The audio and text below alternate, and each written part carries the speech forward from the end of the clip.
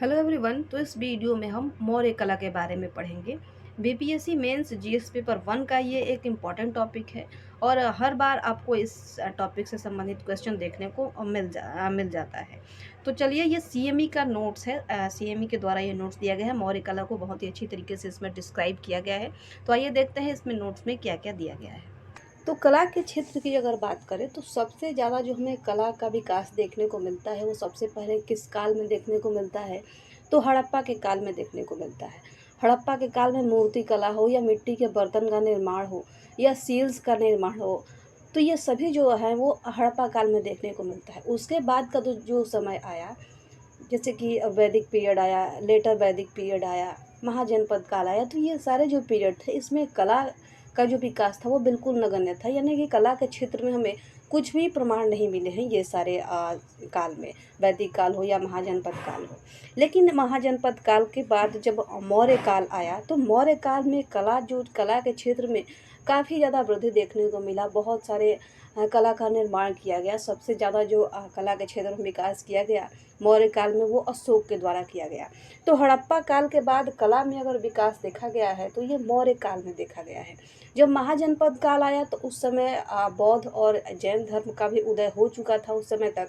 तो महाजनपद काल में के बाद जब मौर्य काल में जब कला का विकास किया गया तो उसमें कुछ बौद्ध धर्म का प्रभाव या जैन धर्म के प्रभाव से भी जो भी मंदिर बनाए गए या मूर्तियों का निर्माण किया गया, तो उसमें बौद्ध धर्म का प्रभाव भी देखने को बहुत ज़्यादा मिलता है, जो कि अशोक के द्वारा ये सारे निर्माण करवाए गए थे। तो आइए जानते हैं कि मौर्य कला में किस प्रकार की कला थी, किस तरह से कला का विकास किया गया था। तो भूमिका सबसे पहले हम लिखेंगे अपने आंसर में या जो भी नोट्स बनाएंगे तो सबसे पहले भूमिका देंगे, विस्तार हम देंगे, उसके बाद एक समीक्षा और निष्कर्ष। विस्तार में किस प्रकार मौर्य कला का को बांटा गया है, तो एक तो है राजकीय कला। राजकीय कला में क्या होगा, राजा के द्वारा जो निर्माण किया जाएगा, जो भी कला का विकास राजा के द्वारा किया जाएगा, इसे राजकीय कला या कोर्ट आर्ट कहा जाता है। और दूसरा जो आम पब्लिक के द्वारा, लोकल लोगों के द्वारा जो भी निर्माण कराया जाएगा कला के क्षेत्र में, उसे लोक कला का नाम दिया गया। अब राजकीय कला में क्या बनाया गया, सबसे पहले तो राजकीय कला में राजप्रसाद बनवाया गया, स्तंभ का निर्माण करवाया गया, स्तूप का निर्माण करवाया गया। तो ये सभी जो थे वो राजकीय कला के अंतर्गत आते हैं और ये राजकीय कला मेनली जो था वो राजा के द्वारा बनवाया जाता था। लोक कला में क्या है, तो स्तंभ के ऊपर पशु आकृति, तो स्तंभों के ऊपर जो पशु की आकृति, ये राजकीय कला में भी था कि अशोक के द्वारा स्तंभ बनवाए गए थे। लेकिन ज़्यादा जो लोक कला में ये स्तंभों के ऊपर पशु की आकृति ये लोकल लोगों के द्वारा बनवाया गया। इसके अलावा स्वतंत्र कलाकारों द्वारा जो निर्मित मूर्तियाँ हैं ये लोक कला के अंतर्गत आता है। तो ये जो है विभाजन है कि कैसे मौर्य कला में कला को बांटा गया था, एक राजकीय कला और लोक कला। राजकीय कला में राजप्रसाद, स्तंभ, स्तूप, और लोक कला में स्तंभों के ऊपर आकृति, पशु आकृति और स्वतंत्र कलाकारों द्वारा निर्मित मूर्तियाँ। तो इन सभी के बारे में हम जो आंसर होगा या जो नोट्स होगा उसके बॉडी में इन सभी के बारे में हम एक एक करके लिखेंगे। तो सबसे पहले है भूमिका। भूमिका है ये कि कला किसी संस्कृति के मूलभूत पहचान के साथ ही मानवीय जनजीवन की रचनात्मक अभिव्यक्ति है। इस दृष्टिकोण से मौर्य कला का भारतीय कला के इतिहास में एक युग विभाजक महत्व है, क्योंकि इसी समय कला में मिट्टी या लकड़ी के जगह पत्थर के उपयोग से कला को स्थिरता एवं निरंतरता प्राप्त होती है। मौर्य काल में स्थानीय एवं कुछ विदेशी प्रभाव से कला का जो स्वरूप विकसित हुआ उसे कला समीक्षक जो है वो दो रूपों में देखते हैं। पहला है राजकीय कला। कला का वह स्वरूप जो राजकीय प्रश्रय में विकसित हुआ, यानी कि राजकीय प्रश्रय में राजाओं के द्वारा जो कला विकसित किया गया उसे राजकीय कला का नाम दिया गया। और दूसरा है लोक कला। कला का वह स्वरूप जो स्वतंत्र कलाकारों द्वारा विकसित किया गया उसे लोक कला का नाम दिया गया। अब मौर्य कला के विभिन्न विशेषताओं को निम्नलिखित संदर्भों में देखा जा सकता है। तो मौर्य कला की विशेषताएं, पहला है स्थापत्य कला यानी कि आर्किटेक्चरल आर्ट, और इसमें मुख्यतः राजकीय कला का जो स्वरूप है वो है राजप्रसाद, स्तंभ, स्तूप और गुहा विहार। तो इन सभी का निर्माण किया गया राजकीय कला के अंतर्गत या स्थापत्य कला के अंतर्गत। और स्थापत्य कला मेनली आर्किटेक्चर का निर्माण किसके द्वारा करवाया जाएगा, तो राजाओं के द्वारा करवाया जाएगा। और ये राजकीय कला के अंतर्गत आया स्थापत्य कला। और मूर्ति कला जो है वो मुख्यतः लोक कला का रूप है। स्तंभ के ऊपर पशु की आकृति और स्वतंत्र कलाकारों द्वारा निर्मित मूर्तियाँ। अब एक एक करके सबके बारे में डिस्कस करते हैं। अब राजप्रसाद क्या था, तो राजप्रसाद के बारे में हम इसके लिखेंगे अवस्थिति, इसके विभिन्न उल्लेख और इसकी संरचनात्मक विशेषताएं क्या क्या है। तो बिहार की राजधानी पटना के कुम्हरार में इसकी अवस्थिति है। जो राजप्रसाद जो है वो बिहार की राजधानी पटना के कुम्हरार में स्थित है। इसके बारे में कुछ विभिन्न उल्लेख किए गए हैं। तो एरियन जो था ये एक यूनानी यात्री था। और राजप्रसाद के बारे में इसने क्या कहा है कि चंद्रगुप्त मौर्य के राजप्रसाद की भव्यता का मुकाबला शूसा एवं एकबेतना स्थित राजप्रसाद भी नहीं कर सकते। यानी कि इसकी भव्यता इतनी है कि शूसा और एकबेतना में जो स्थित राजप्रसाद है उनसे इनका मुकाबला नहीं किया जा सकता है। फाहियान जो था ये चीनी यात्री था और इसने राजप्रसाद के बारे में क्या कहा है कि गुप्त वंशीय शासक चंद्रगुप्त II के समय ये भारत आया था फाहियान, और राजप्रसाद को देवताओं के द्वारा निर्मित बताया है। इतना अच्छा और सुंदर इसका डिजाइन बनाया गया था, इतना भव्य ये था कि इसे बताया गया फाहियान के द्वारा कि ये देवताओं द्वारा निर्मित है। पतंजलि जो कि महाभाष्य के रचयिता है, इन्होंने भी मौर्य राजप्रसाद की प्रशंसा की है। अब देख लेते हैं कि राजप्रसाद जो था इसका संरचनात्मक विशेषता क्या है। तो सभा भवन इसमें बनाया जाता था। राजप्रसाद के भीतर जो है वो सभा भवन का निर्माण किया जाता था। इसमें कई विशाल कक्षों में से एक 80 स्तंभों वाला सभा भवन विशेष रूप से उल्लेखनीय है। तो जो राजप्रसाद है इसमें 80 स्तंभ वाला एक सभा भवन है, इसी का मेन रूप से जो है वो इसका उल्लेख किया जाता है। इसकी छत एवं फर्श जो है वो लकड़ी के बने हुए हैं। तो इसका मुख्य विशेषता ये है कि इसका जो फर्श और छत है ये लकड़ी का बना हुआ है। पाटलिपुत्र नगर के बारे में उल्लेख किया गया है कि मेगास्थनीज जो कि यूनानी राजदूत था, अपनी पुस्तक इंडिका में नगर की विशालता एवं नगर नियोजन की व्याख्या की है। इसकी संरचनात्मक विशेषताएं क्या क्या हैं, तो ये प्राचीर और दुर्ग के रूप में काम करता था। बीच बीच में तीर चलाने के लिए इसमें खाली स्थान छोड़ा गया था। प्राचीर के चारों ओर 60 फीट गहरी एवं 600 फीट चौड़ी खाई थी और नगर में प्रवेश हेतु कुल 64 प्रवेश द्वार थे।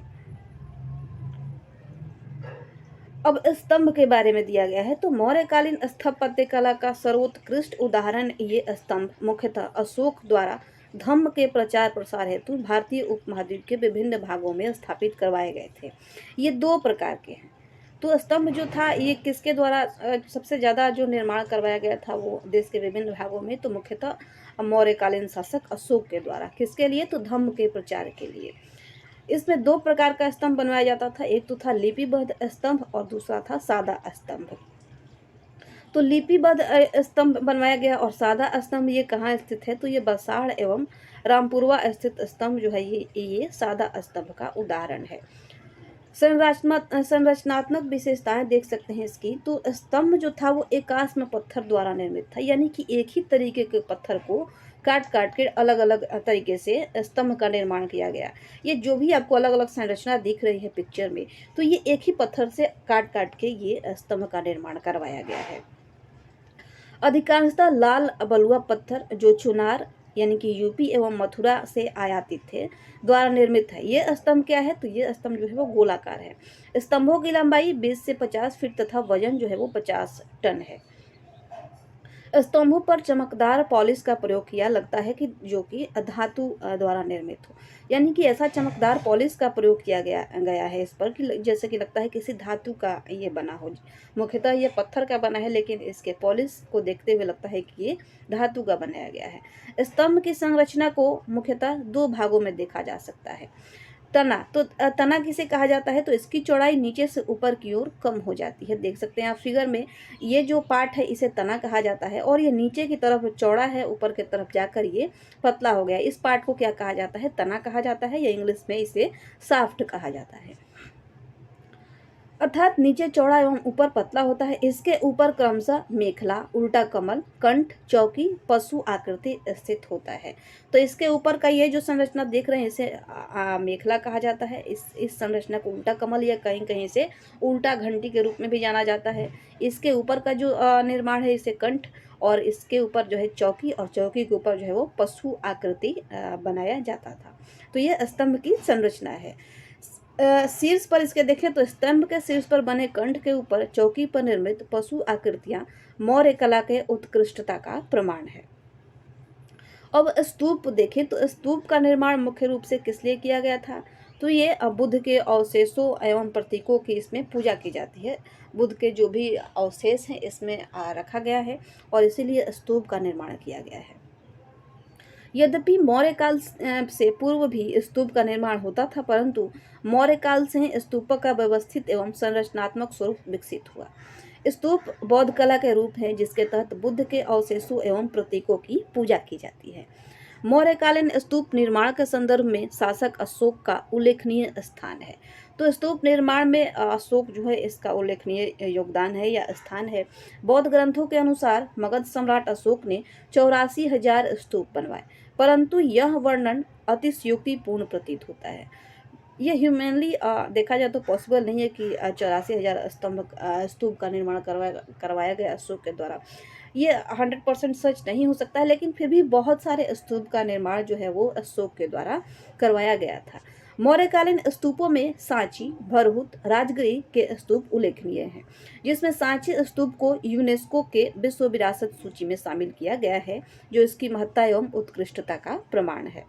अब स्तूप की भी संरचना दी गई है, तो देख सकते हैं तोरण, प्रवेश द्वार जो है, इसके अलावा यह मेधी, चबूतरा, प्रदक्षिणा पथ, वेदिका घेरा, अंड आकार ये बनाया गया है। इसके ऊपर हर्मिका, यष्टि और यह त्रिछत्र जो कि श्रद्धा, सम्मान या उदारता के प्रतीक हैं, या बौद्ध धर्म के, जिसे बौद्ध धर्म का त्रिरत्न कहा जाता है, धम्म, बुद्ध, धम्म और संघ, इसका भी ये प्रतीक माना जाता है, ये 3 छत्री। तो तोरण किसे कहा जाता है? प्रवेश द्वार स्तूप का मुख्य। तो ये स्तूप का जो मुख्य प्रवेश द्वार है इसे तोरण कहा जाता है। वेदिका किसे कहा जाता है? तो ये वेदिका जो है वो स्तूप के ये चारों ओर ऐसे निर्मित किया गया था। मौर्य काल में सांची स्थित स्तूप की वेदिका जो थी वो लकड़ी द्वारा निर्मित था। तो स्तूप के चारों ओर निर्मित जो घेरा है इसे वेदिका कहा जाता है, और मौर्य काल में सांची स्थित जो स्तूप है इसकी वेदिका जो है वो लकड़ी के द्वारा निर्मित है। इसे शुंग वंशीय शासक पुष्यमित्र शुंग द्वारा पत्थर का बनवाया गया। प्रदक्षिणा पथ किसे कहा जाता है? तो चबूतरे एवं वेदिका के मध्य स्तूप के चारों ओर परिक्रमा हेतु निर्मित स्थान बनाया गया। मेधी जो है वो चबूतरा है जिस पर अर्धचंद्राकार गुंबद अवस्थित होता है। अंड किसे कहा जाता है? तो ये अर्धचंद्राकार गुंबद है जिसके अंदर की जो छत है वो ईंटों से तथा बाहर पक्की ईंटों से इसका निर्माण किया जाता था। हर्मिका किसे कहते हैं? तो ये हर्मिका अंड के ऊपर जो पेटीनुमा संरचना है जिसमें बुद्ध के अवशेष रखे जाते थे। तो फिगर में आप देख सकते हैं हर्मिका अंड ये सारे अलग अलग दिए गए हैं और सबको अलग अलग से डिस्क्राइब भी किया गया है। छत और यष्टि क्या है? तो हर्मिका के ऊपर छत्र के 3 पक्ष श्रद्धा, सम्मान और उदारता के प्रतीक को धारण करने हेतु यष्टि का निर्माण किया जाता है। ये श्रद्धा, सम्मान, उदारता के जगह पर आप बुद्ध के जो 3 दिए गए हैं, बुद्ध, धम्म और संघ, उसे भी ये डिनोट करता है जो 3 छत्र बनाए जाते हैं। अब आते हैं विहार किसे कहा जाता है? तो विहार में हम 2 चीज़ों को डिस्कस करेंगे। पहला इसका अवस्थिति कैसा है और विहार के कुछ उदाहरण, और दूसरा इसकी संरचनात्मक विशेषता क्या है। तो विहार किसे कहा जाता है? मौर्य स्थापत्य कला के अंतर्गत बौद्ध भिक्षुओं के निवास के लिए चट्टानों को काटकर गुफा यानी कि विहार का निर्माण करवाया गया था। गुफा को काटकर जिससे निर्माण कराया गया था बौद्ध भिक्षुओं के निवास करने के लिए, बौद्ध भिक्षुओं को रहने के लिए, उसे ही विहार कहा जाता है। कहीं कहीं इसे गुहा के नाम से भी जाना जाता है। अब इसकी मुख्य अवस्थिति कहाँ है? तो ये गया में है जो कि बिहार में है। तो बिहार के गया में इसकी अवस्थिति बताई जाती है। अब कुछ प्रमुख गुहा बिहार के बारे में दिया गया है। तो पहला है बराबर पहाड़ी स्थित गुहा बिहार। तो बराबर पहाड़ी पर जो स्थित है गुहा बिहार, ये किसके द्वारा निर्मित है? तो ये अशोक द्वारा निर्मित है। तो अशोक द्वारा निर्मित बराबर पहाड़ी स्थित गुफाओं में सुदामा एवं कर्ण चौपड़ गुहा बिहार आते हैं, जिसे उन्होंने आजीवक संप्रदाय को प्रदान किया था। इन गुफाओं में सुदामा गुफा अशोककालीन सबसे प्राचीन गुहा बिहार है। तो ये दो गुफाओं का नाम है बराबर की पहाड़ियों पर सुदामा और कर्ण चौपड़ गुहा विहार। ये अशोक के द्वारा बनवाया गया था। आजीवक संप्रदाय के जो लोग हैं उन्हें ये दिया गया था, और ये अशोककालीन सबसे प्राचीन गुहा विहार का ये उदाहरण है। दूसरा है नागार्जुन पहाड़ियों में स्थित गुहा विहार। तो अशोक के पौत्र दशरथ द्वारा निर्मित इन गुहा विहारों को आजीविकों को दान में दे दिया गया था। इनमें से कुछ प्रमुख गुहा विहार निम्न है। तो ये जो नागार्जुन की पहाड़ियों पर जो गुहा विहार बनवाया गया था, ये अशोक के पौत्र के द्वारा बनवाया गया था, अशोक के पौत्र दशरथ के द्वारा। और बराबर की पहाड़ियों पर गुहा विहार किसके द्वारा बनवाया गया था? अशोक के द्वारा। और नागार्जुन की पहाड़ियों पर यह अशोक के पौत्र दशरथ द्वारा बनवाकर इसे आजीविकों को दान में दे दिया गया था। इसमें से कुछ प्रमुख है गोपी गुफा, लोमस ऋषि की गुफा, वर्थिका गुफा।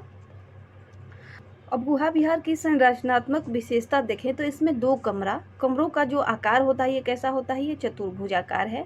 बेलनाकार इसकी छत है। दीवारों और छतों पर चमकदार पॉलिश का उपयोग किया गया है, और इसका जो द्वार है वो लकड़ी का बनाया गया है। और मौर्य काल में मूर्ति कला किस प्रकार से विभाजित किया गया था? तो मूर्ति कला में दो तरह के मूर्ति कला का निर्माण किया जाता था। एक तो स्तंभ के ऊपर पशु की आकृति जो रखी जाती थी, और दूसरा है स्वतंत्र कलाकार द्वारा निर्मित मूर्तियाँ। तो स्तंभ के ऊपर जो पशु आकृति है, मुख्य रूप से जो राजा जैसे अशोक है तो उसने स्तंभ बनवाया, तो उसके ऊपर की जो पशु की मूर्ति है वो उसके द्वारा ही लगभग बनाया जाता था। और एक जो स्वतंत्र कलाकार, लोकल जो कलाकार थे, उनके द्वारा जो निर्मित मूर्तियों का निर्माण करवाया जाता था। तो मौर्य कला के विभिन्न रूपों के अंतर्गत मौर्य काल में मूर्ति कला भी उत्कृष्ट रूप में विकसित हुई। हड़प्पा के उदाहरणों को छोड़कर मौर्य काल से ही मूर्ति कला का व्यवस्थित प्रमाण मिलता है। मौर्य मूर्ति कला की विशेषताओं एवं रूपों को हम दो संदर्भ में देख सकते हैं।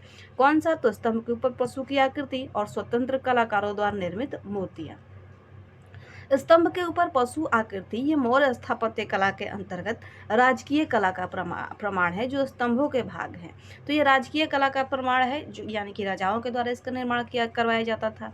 ये पशु आकृतियां स्तंभों की संरचना का सर्वाधिक उत्कृष्ट भाग मानी जाती हैं। इसके अंतर्गत कौन कौन से मुख्य रूप से पशु दिखाई देते हैं? तो शेर, वृषभ, हाथी की मूर्तियां दिखाई देती हैं, यानी कि सिंह, बैल और हाथी, ये सारी मूर्तियां जो हैं वो स्तंभ के ऊपर बनवाई गई हैं।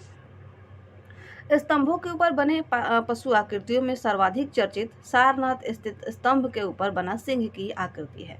तो पशु आकृतियों में सर्वाधिक चर्चित कौन सा है? तो सारनाथ में जो स्तंभ स्थित है, इसमें जो सिंह की आकृति, जो शेर की आकृति बनाई गई है, ये सबसे चर्चित है। चार सिंह एक दूसरे के पीठ से पीठ सटाए चारों दिशाएं में मुख किए बैठे हैं। तो जो सारनाथ का स्तंभ है, जो कि अशोक के द्वारा निर्माण करवाया गया था, फिगर में भी आप देख सकते हैं। इसमें आपको 3 शेर दिखाई दे रहे होंगे, लेकिन इसमें एक्चुअली में 4 शेर होते हैं। एक पीछे की तरफ भी मुँह किए हुए शेर रहता है। तो ये जो सारनाथ का स्तंभ है, इसकी मुख्य विशेषता है। अगर स्तंभों में देखें तो 4 सिंह एक दूसरे से पीठ सटाए चारों दिशाएं मुँह किए बैठे हैं।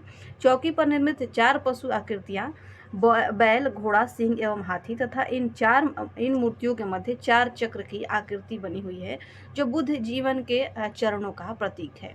तो मुख्य रूप से बौद्ध धर्म पे ही आधारित जो स्तंभ का निर्माण करवाया जाता था। जैसे कि ये चक्र देख रहे हैं आप, तो चक्र का आप बुद्ध से जुड़े तो पहली बार जब सारनाथ में अपना जो प्रवचन कह सकते हैं जो बुद्ध ने दिया था, उसे धर्म चक्र प्रवर्तन के नाम से जाना गया था। तो चक्र उसी से इंस्पायर होकर यहाँ पे स्तंभ में चक्र का निर्माण करवाया गया था अशोक के द्वारा। उसके अलावा कुछ बैल और हाथी के भी निर्माण करवाए गए हैं, जो चौकी बनाई गई है उसके ऊपर। तो ये भी किसी न किसी तरह से ये बौद्ध धर्म से जुड़ा हुआ है, जिसकी वजह से इन जानवरों को यहाँ पे रखा गया है। नेक्स्ट है चक्र में 24 तीलियां बनी है। 24 तीलियों वाले इस चक्र को भारतीय राष्ट्रध्वज के मध्य में स्थान प्राप्त है। यह चक्र बुद्ध के धर्म चक्र प्रवर्तन का द्योतक है। तो बुद्ध के धर्म चक्र प्रवर्तन से भी ये जुड़ा हुआ है, चक्र बनाया गया है। साथ ही भारत के राष्ट्रध्वज में भी इसे मध्य में स्थान दिया गया है। इसे भारत सरकार के प्रतीक के रूप में अपनाया गया है। भारतीय राष्ट्रध्वज तिरंगे में चक्र तथा भारत सरकार के प्रतीक के रूप में सारनाथ स्थित अशोक स्तंभ पर निर्मित सिंह को अपनाया जाना मौर्य कला के गौरव का प्रतीक है, जिसका आधार बिहार की भूमि ही रही है। अब कुछ अन्य उदाहरण है, यानी कि बिहार में देखें तो लौरिया नंदनगढ़, लौरिया औरेराज, रामपुरवा, बसाड़, ये सारे स्तंभ बनाए गए हैं। और ये जो है ये लौरिया नंदनगढ़ में सिंह की आकृति है, लौरिया औरेराज में वृषभ की आकृति है, रामपुरवा में जो स्तंभ है इस पे वृषभ की आकृति है, बसाड़ में जो स्तंभ है इस पे सिंह की, और उत्तर प्रदेश के संकिसा में जो बनाया गया है इस पे सिंह की आकृति बनाई गई है। मुख्य तथ्य अगर देखें तो सबसे सुंदर मौर्य स्तंभ जो है वो लौरिया नंदनगढ़ का स्तंभ है, और बसाड़ का जो स्तंभ है ये प्राचीनतम और सादा मौर्य स्तंभ का ये उदाहरण है। इस प्रकार हम देखते हैं कि मौर्य कला का अंतर्गत विभिन्न स्तंभों के ऊपर पशु आकृतियां विभिन्न रूपों में तथा इनसे आगे मूर्ति कला को विषय वस्तु का योगदान मिला है। और स्वतंत्र कलाकारों द्वारा किस तरह की मूर्तियों का निर्माण किया जाता था, तो यह लोक कला का स्वतंत्र रूप है जिसके माध्यम से भारतीय जनजीवन के विभिन्न पक्षों का अंकन होता है।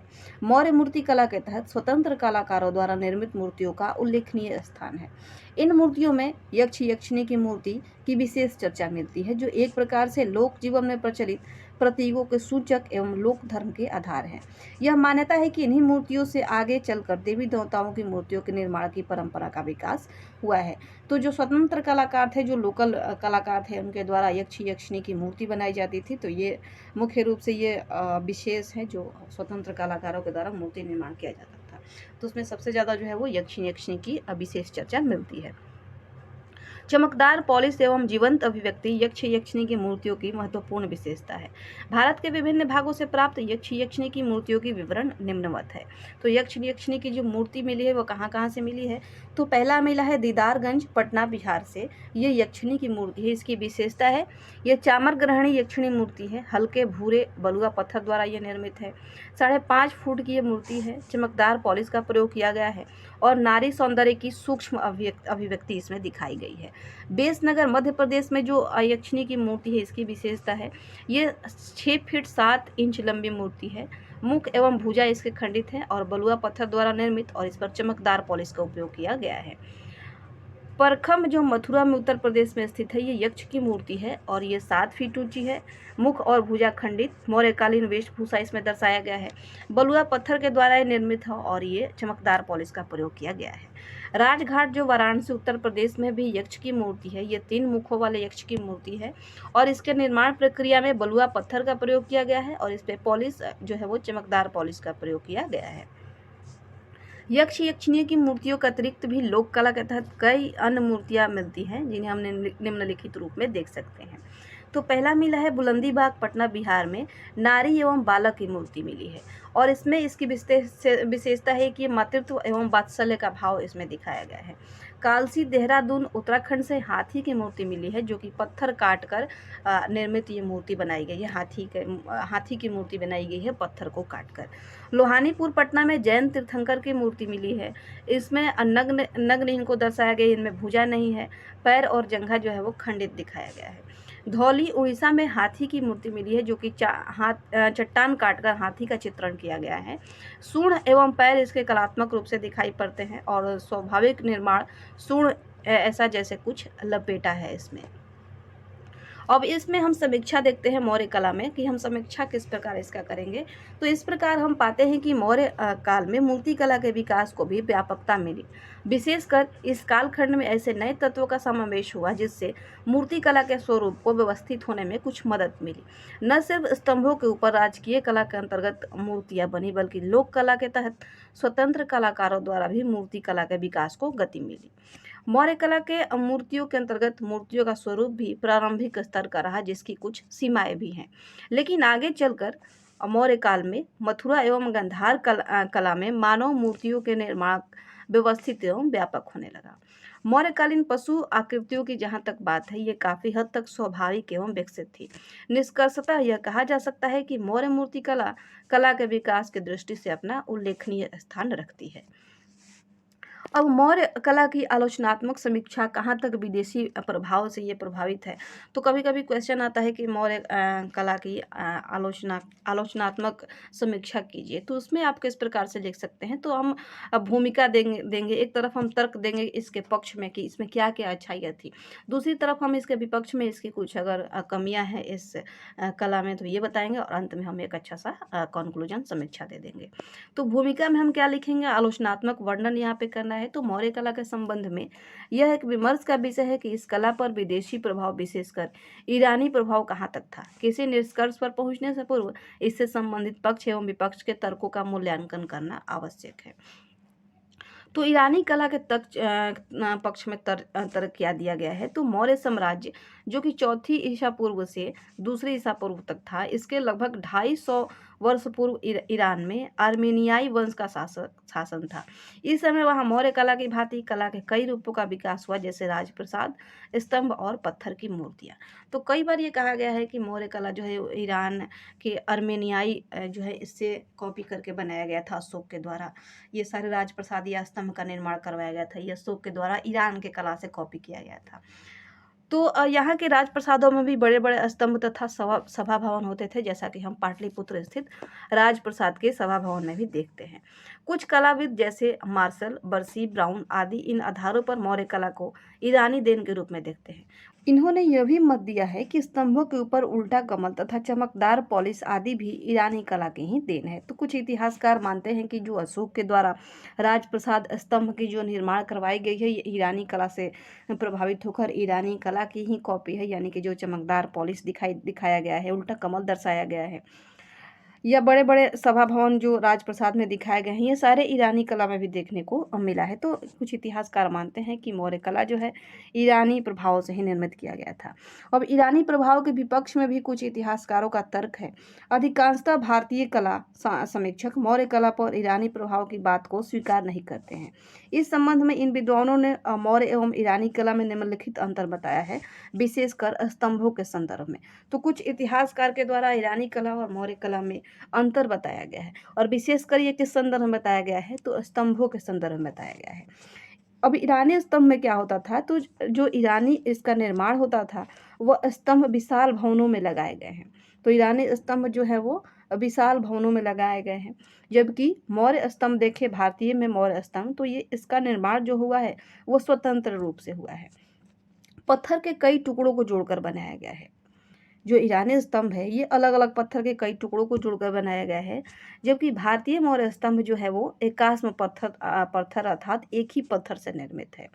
स्तंभों के ऊपर मानव की आकृति दिखाई गई है ईरानी स्तंभ में, जबकि मौर्य स्तंभ में स्तंभों के ऊपर जो है वो पशु की आकृति दिखाई गई है। अगला डिफरेंस ये बताया गया है कि तना पर बेल, लता, फूल एवं पत्तियों की आकृति बनाई गई है। जो तना होता है स्तंभ का, इसमें फूल, फूल, पत्तियों की, बेल का, इस सब की आकृति बनाई गई ईरानी कला में, जबकि मौर्य कला का जो तना है वो बिल्कुल सपाट है, इस पर किसी तरह की आकृति नहीं दिखाई गई है। तो कुछ इतिहासकारों द्वारा ये सारे अंतर बताए गए हैं ईरानी और मौर्य कला में। अंततः कहा जा सकता है कि मौर्य कला पर ईरानी प्रभाव यानी कि ईरानी कला की नकल या देन कहना उचित नहीं है। वास्तव में मौर्य कला में विदेशी दृष्टि से प्रभाव अवश्य ग्रहण किया हो सकता है, परंतु यह भारतीय आधारभूत तत्वों से जुड़ा हुआ है। अब समीक्षा क्या है, तो कुल मिलाकर मौर्य कला भारतीय इतिहास में न सिर्फ पहले से चले भारतीय कला की परंपरा का व्यवस्थित स्वरूप एवं विकास को गति प्रदान की, बल्कि सर्वप्रथम व्यवस्थित स्थापत्य के रूप में अति विशिष्ट रहा है। मौर्य कला की प्रवृत्ति राजकीय जीवन तथा अन्य जीवन के क्षेत्रों में गोचर होती है, जहां एक ओर इसकी मूलभूत व्यवस्था में केंद्रीकृत राजकीय तत्व होते हैं, वहीं दूसरी ओर आम जनजीवन के समान जीवन के घटकों का भी दर्शन। मौर्य कला में पत्थरों का प्रयोग, चमकदार पॉलिश, स्थानीय भारतीय तत्वों के साथ कुछ ईरानी यूनानी तत्वों का समावेश इस कला का महत्वपूर्ण लक्षण माना जा सकता है। वास्तव में मौर्य कला के विभिन्न रूपों, जो कि है स्थापत्य कला और मूर्ति कला, व्यवस्थित एवं विस्तारित हुआ, बल्कि कला में उन मौलिक तत्वों का भी समावेश हुआ जो आगे के वर्षों में निरंतर विकसित एवं व्यवस्थित होते हुए बिहार एवं भारत की कला परंपरा और संस्कृति के विकास के लक्षण बन गए। तो ये मौर्य कला का जो है वो समीक्षा अंत में दे दिया गया है, काफ़ी संतुलित तरीके से समीक्षा इसका लिखा गया है। तो पूरा मौर्य कला से संबंधित अगर किसी भी प्रकार का क्वेश्चन आता है तो आप इस नोट्स के माध्यम से लिख सकते हैं। इसमें कुछ आप अपना भी ऐड कर सकते हैं, अपने लैंग्वेज में कुछ आप और इसमें ऐड कर सकते हैं। तो उम्मीद करते हैं कि ये वीडियो आपको पसंद आया होगा। यहाँ तक वीडियो देखने के लिए आपका बहुत बहुत धन्यवाद।